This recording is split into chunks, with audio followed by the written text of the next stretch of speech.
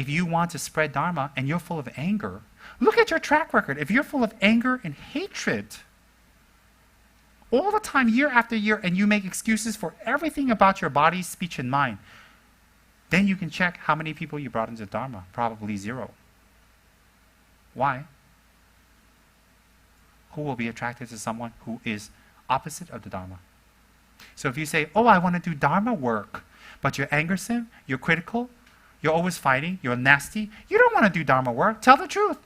You want to go someplace that's forgiving and easy because you know everybody else won't accept you. Dharma will. People in the dharma will, because they understand the truth and they forgive you. So people who are nasty and evil and always shouting and fighting and very, very rude, and they say they want to do dharma work, not true.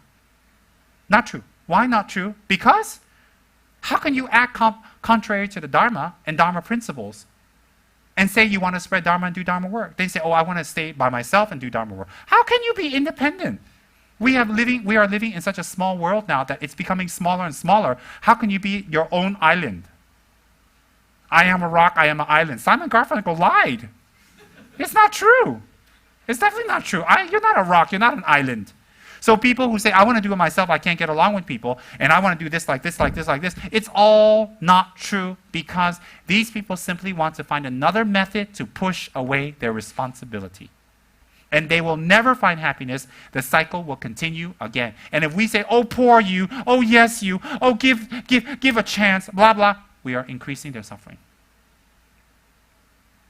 These kind of people say, sayonara, see you later. They'll be back. Because there's nowhere else will accept them. And that is the truth. I've come across a few like that. Nowhere else. Nowhere else. They'll be back. No matter what they say and do. At the same time, miserliness, anger. Miserliness, anger. At the same time, people who want relationships. These are the basics. Money, love, and companionship. That's what everybody wants. I'm giving you Dharma teachings on dual level. What you want, how to achieve it, at the same time without creating negative karma. I'm giving you dual level. Simultaneous now, I'm giving you teachings. If anybody has understood that. Simultaneously, people who want a relationship, or want to keep a relationship, or have a nice relationship. Wanting it so badly will create you not to have it. Definitely. And if we search within ourselves, it can be a physical problem. It can be a disciplinary problem. It can be some kind of emotional problem that we don't have a relationship and we feel lonely. It can be all of that.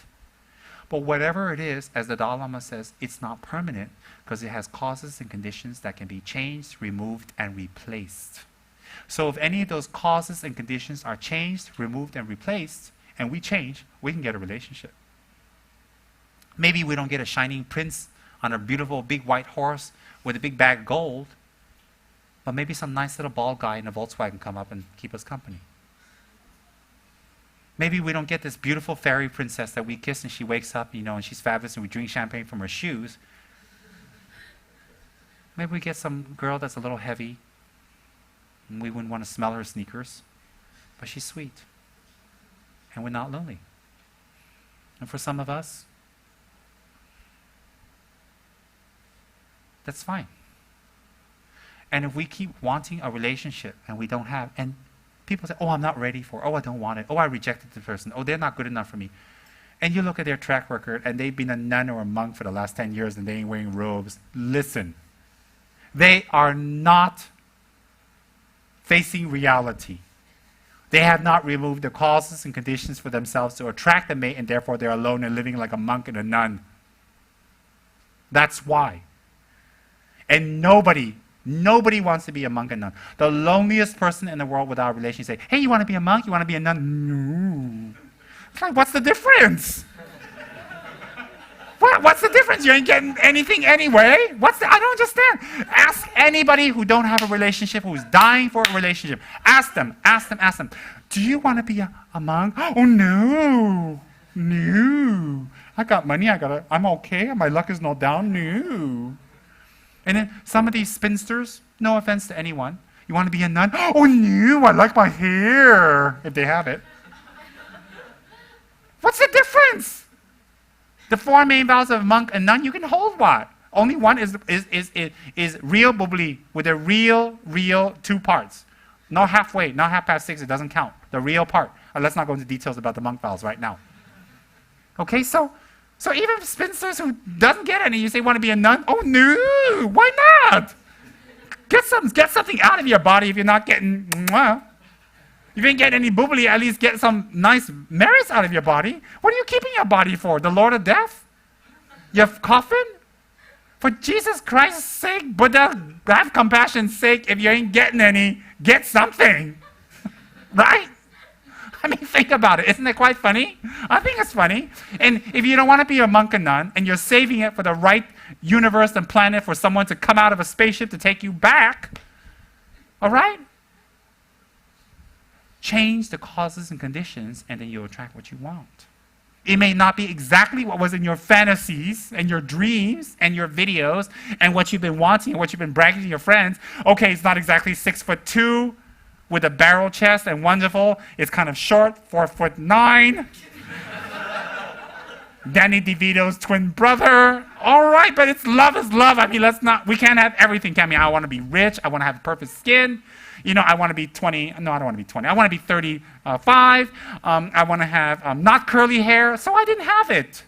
So what I mean by this is, look, if you want a relationship and you feel lonely, and all of us do, and you say, but you just taught about not having attachment. Yeah, but you are attached, so deal with it. After this talk, you don't jump from first level bodhisattvahood to third level and you're not attached and you see Buddhas. You still leave here wanting a relationship, wanting food, wanting love, wanting bubbly, wanting money. You still want it. It's not going to be instant, so you need something to help you along the way. You see, if you've got a headache and it's coming from something serious like a viral infection and you're not getting bacteria, but you're just taking Panadol, you say, well, Panadol is not going to heal the cause of the problem. I'm not taking it. Stupid, take it and take the antibiotics. Hello. Why? Along the way to healing, you need to take something to help you. So along the path to non-attachment, have something to tide you over. I mean, you know, that's good for you guys, right? It's the truth. Tide you over. And that's not bad. But realizing what is the truth and what is happening, and then you won't suffer as much and create more negative karma. Think about it. That is the substance of what His Holiness says. If I may dare even conclude what His Holiness has said, it's very vast.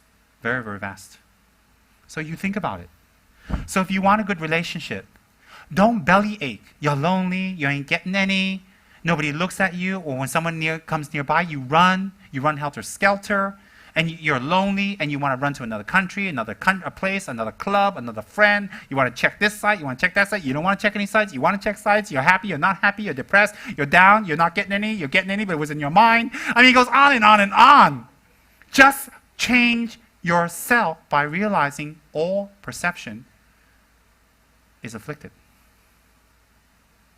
And that since it's afflicted, it can be changed. And since it can be changed, if we change it, we will get the opposite result.